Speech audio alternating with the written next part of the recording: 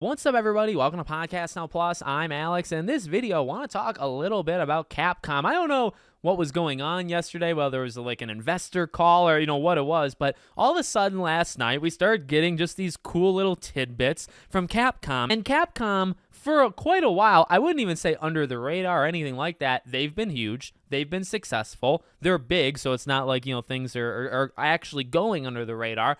They have been crushing it. And they honestly, I tweeted like publisher of the decade, like they're really petitioning themselves to be it.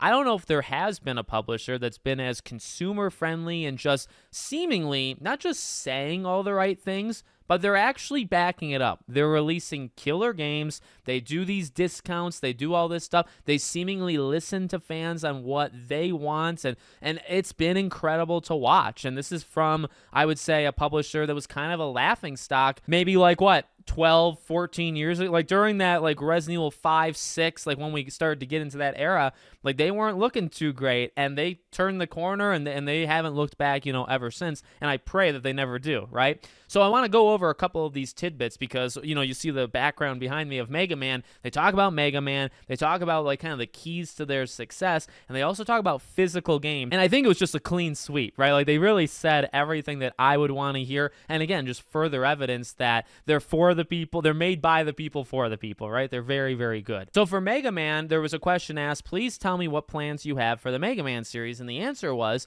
Mega Man is one of our highly valued IPs, and we are considering how to create games for it on an ongoing basis. Then you have kind of the keys to their success, how they've been able to do it. They've carried out pricing strategies with the shift from physical retail stores to digital sales directly online. Discounts on past series titles in conjunction with the launch of a new release, and thoroughly managing and maintaining a 5-year development map for its game. And they also talk about physical games. Given that a significant number of end users demand physical games, we currently do not expect to eliminate physical product. And this, by the way, as people are pulling up, and it's like, well, please don't show this too closely to Capcom because maybe they made a mistake. I believe 90% of Capcom sales are digital, online. So that takes some real guts to have only 10% of your income come through physical, and then to declare that due to loud voices, we do not want to end, what I mean? And that's basically what they're saying, and that's fine. I have petitioned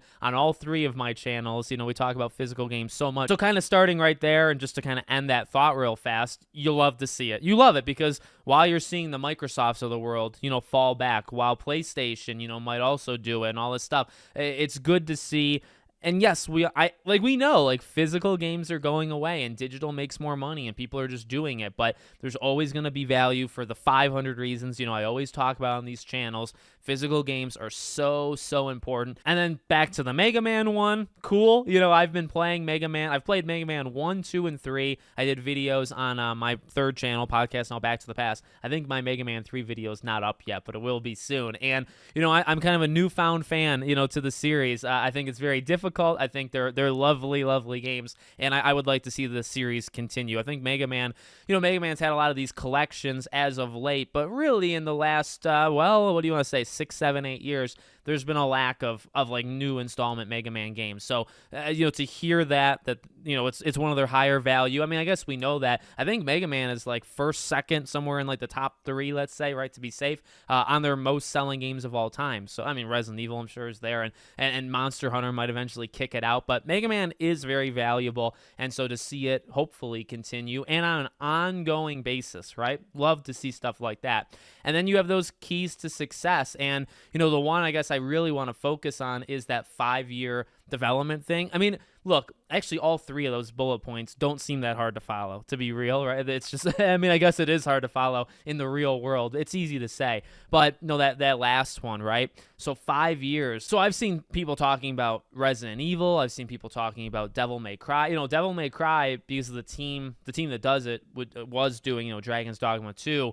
you might have to wait a while, right? So I like that they're very consistent, 5 years, right? So if you think, okay, well, maybe they just started Devil May Cry, the next one, this year, you got to give it 5 years. So you got to wait till 2029 at this point, but you might very well get it. The Resident Evil idea is a little harder to nail down because the original rumor is they kind of started to make 9 first and then they backed off of it and did Village first. So like the years from Village to now might not matter. You might actually have to add in years because of like the years before it. So, we've talked about Resident Evil quite a bit. Don't think that's all that far away. Maybe a Pragmata. Like, when did that start? Because, you saw it at the PS5. So I think you're 4 years in to Pragmata. And that's if you started that year. There's no way that happened. So you're probably maybe a little over 5 years for a game like Pragmata. But you can start to, the reason I want to talk about that, you can kind of pick your favorite Capcom franchise and say, well, when was the last one? When did the team start,